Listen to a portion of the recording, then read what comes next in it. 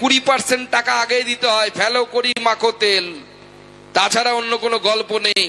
প্রত্যেকটা ত্রিপল চর থেকে শুরু করে এক একজন গ্যাসের ডিলার, আপনাদের এই মন্ত্রী উজ্জ্বল বিশ্বাস, তিনি নিজের গ্যাসের ওখানে আধার লিঙ্ক করার জন্য নিজের কাস্টমার কাছ থেকে পার হেড 200 টাকা করে ঘুষ নিয়েছেন, যেটা বেআইনি। এমন মন্ত্রী আপনারা পেয়েছেন, মুখ্যমন্ত্রী মমতা বন্দ্যোপাধ্যায় এমন মন্ত্রীকে আপনাদেরকে দিয়েছেন।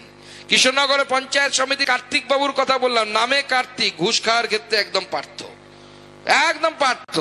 20% আগে নিয়ে নিতে হবে, তারপরে উন্নয়ন হবে, না হলে হবে না, তাদের উন্নয়নের কোনো জায়গা নেই। এইভাবে গোটা রাজ্যটাকে চোরেদের আখড়ায় পরিণত করেছে মমতা বন্দ্যোপাধ্যায়। আর এই চোরেদের হাত থেকে বাঁচানোর জন্য দুধেল গাইদেরকে নামিয়ে দিচ্ছে সব জায়গায়। আমি মুসলিম সমাজের ভাই বন্ধু শিক্ষিত যারা মানুষ আছেন তাদেরকে বলতে চাই, দেখুন আমরা সবার সাথ, সবার বিকাশ, সবার বিশ্বাসে বিশ্বাস করি। ভারতীয় জনতা পার্টি মনে করে যারা ভারত মাতার সন্তান তাদের প্রত্যেকের ভারতে থাকার অধিকার আছে, আমরা সেই নীতিতে বিশ্বাস করি।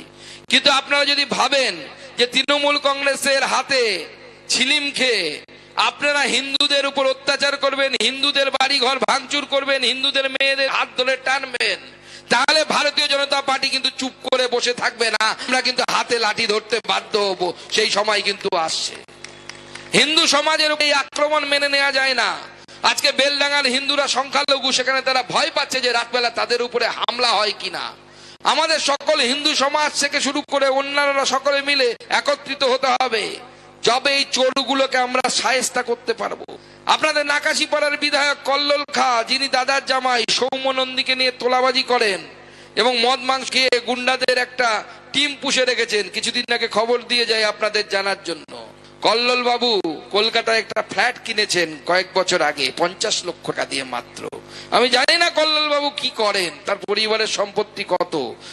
তিনি জামাই মিলে আপনাদেরকে বোকা বানিয়ে, এমনকি মুসলিম সমাজকে আরো বেশি বোকা বানিয়ে বাংলার মানুষকে যেভাবে শোষণ করার ব্যবস্থা করেছে, ভারতীয় জনতা পার্টি যতক্ষণ আছে আমরা চুপ করে বসে থাকবো না। ভারতীয় জনতা পার্টি এই লড়াইকে এমন জায়গায় নিয়ে যাবে যে মমতা বন্দ্যোপাধ্যায় 26-এর ভোট আস্তে আস্তে বলবে, ছেড়ে দে বা কেঁদে বাঁচি, আমরা ছেড়ে পালাচ্ছি, আপনারা ক্ষমতা নিন। সেই সময় আসে, সেই সময়ের জন্য প্রস্তুত হন। আমাদের 294 সিট আছে। 294 সিটে সংখ্যাগরিষ্ঠতা পেতে গেলে কতগুলো সিট দরকার বলুন?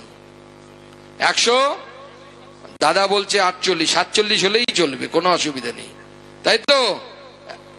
ঠিক আছে, তাও 148ই ধরে নিলাম। 147টার ব্যবস্থা আমরা করব। আপনারা কথা দিন। নদিয়া থেকে গতবার উত্তর নদিয়া আমরা জিতেছিলাম, এই উত্তর কৃষ্ণনগর উত্তর আমরা জিতেছিলাম, এবার দক্ষিণ কৃষ্ণনগরও তার সাথে জিততে হবে। জিতবেন তো? জিতবেন তো? জিতবেন তো? তেহট্ট জিতবেন তো? আরো এরকম বিধানসভা আরো নরেন্দ্র মোদীর হাতে উপহার দেবেন তো? তাহলে আমার সাথে হাত মুঠ করে প্রতিজ্ঞা নিন, বলুন ভারত মাতা কি, ভারত মাতা কি।